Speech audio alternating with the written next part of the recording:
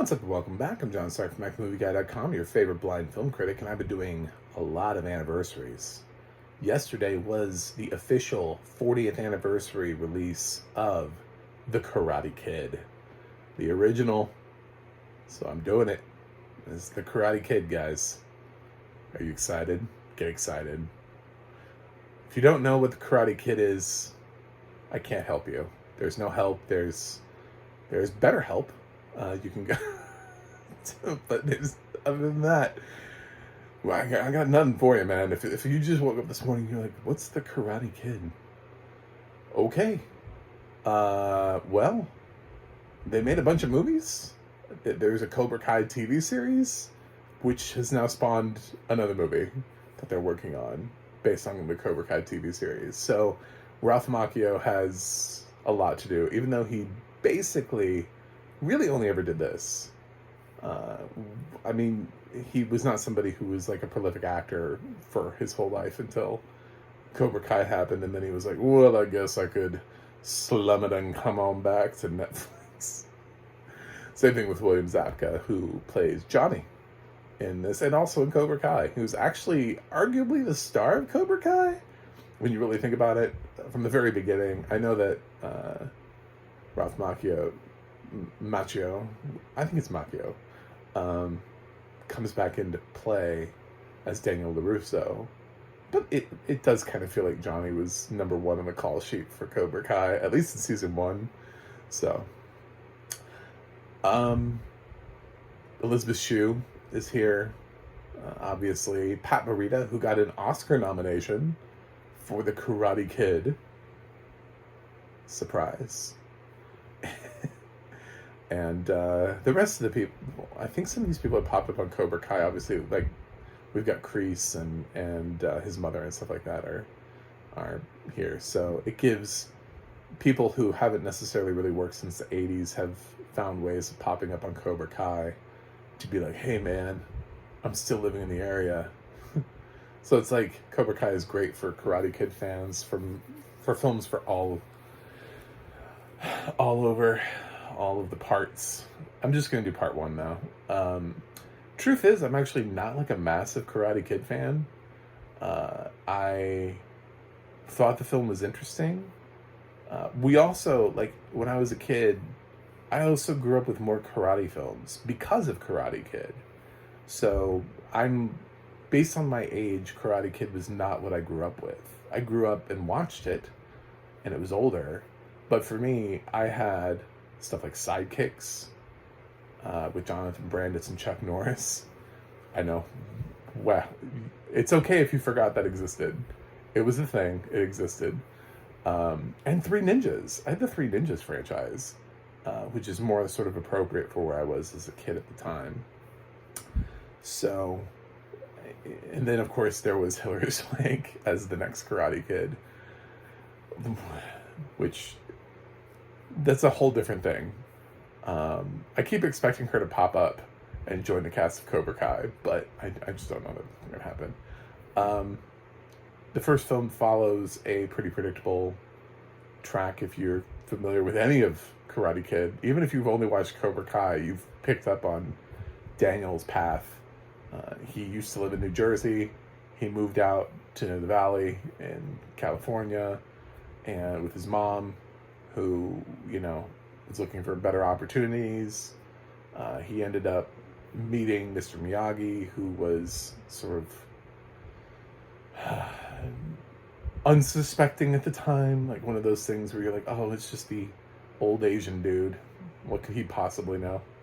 And then Daniel finds out he's, excellent at karate, which originally he doesn't need, until Johnny, who I forgot how much of an abusive, just really, like, deeply concerning, considering now we're like rooting for Johnny in many ways. He was really bad in this first film. I mean, his behavior is not acceptable.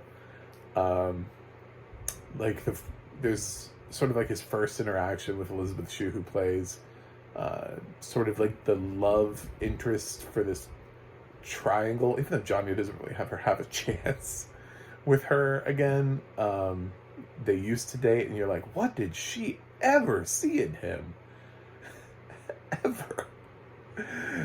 There's this like interaction with this radio, and you feel like he's gonna like hit her, and you're like, he's just a teenager.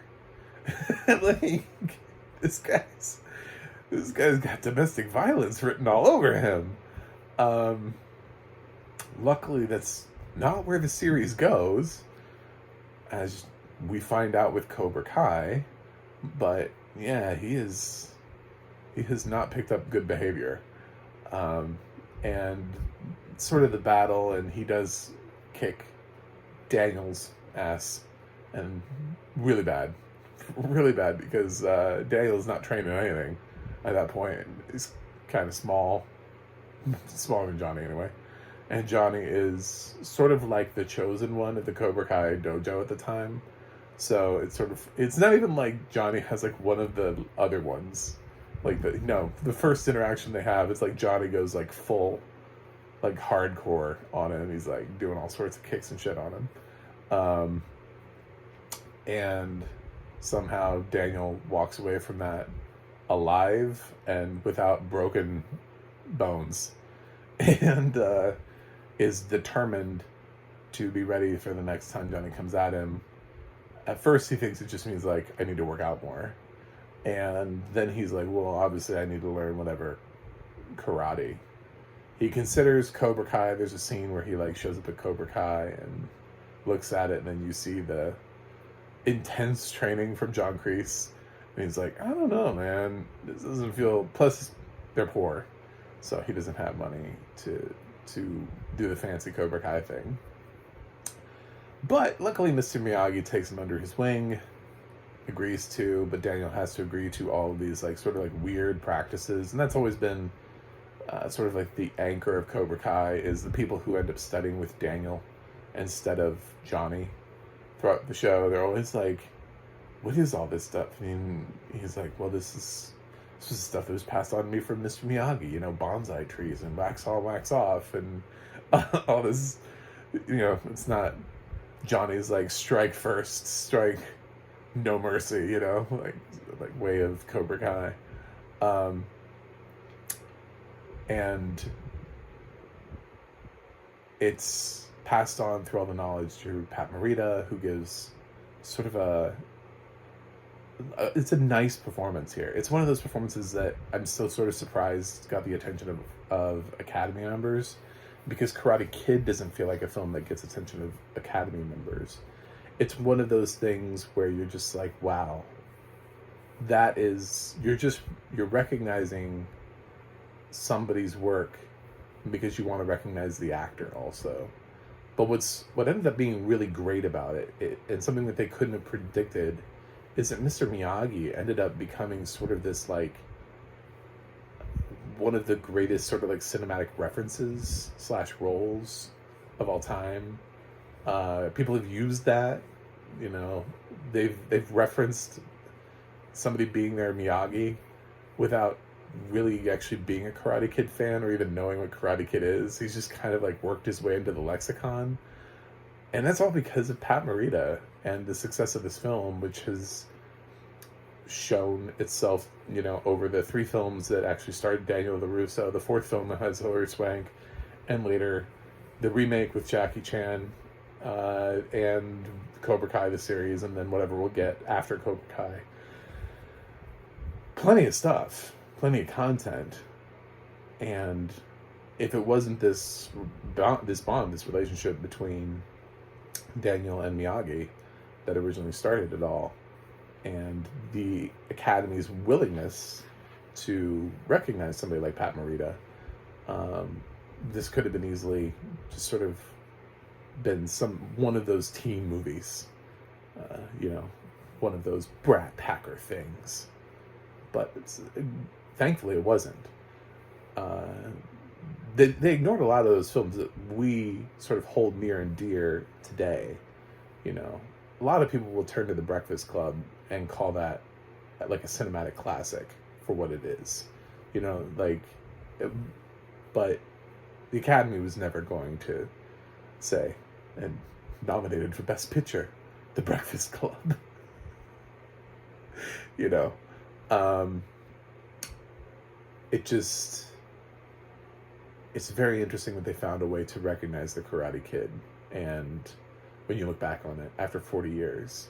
So, this does have audio description on it. I have a digital copy, thanks to the fact that right now it's like $5 in Apple Store.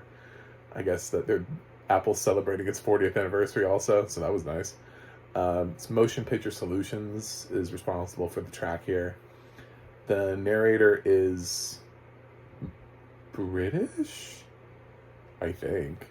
It's an interesting accent, so I could be wrong. I'm gonna go with British though, but I know that there are different kinds of British accents, and I think this is just kind of like a different kind of British accent. What's nice about it is that it contrasts to everything in the film. So, in many ways, it feels like the audio description that you wouldn't choose, but it never gets lost because she sounds like nothing in the film. So you're always 100% positive this is audio description. It's not just somebody talking in the background. It doesn't blend.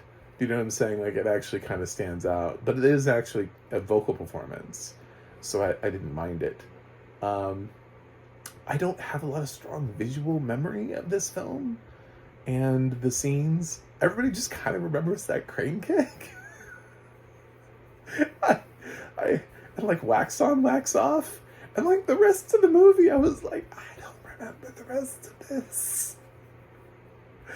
I've seen Karate Kid at least once, maybe twice.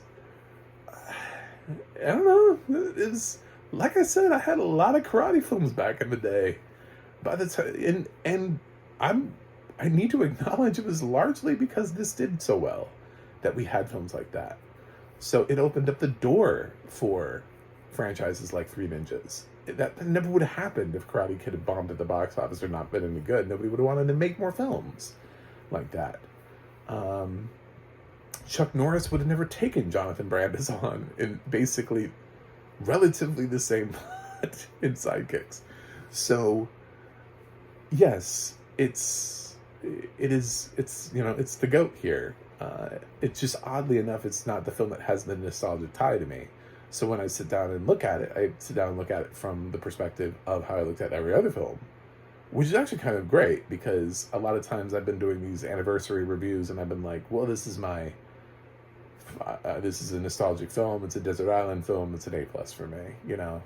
Like Lion King, I've seen that film far too many times, and it hit me at the right time, so I just adore the film. I could put Lion King on in the background, and just, it makes me happy.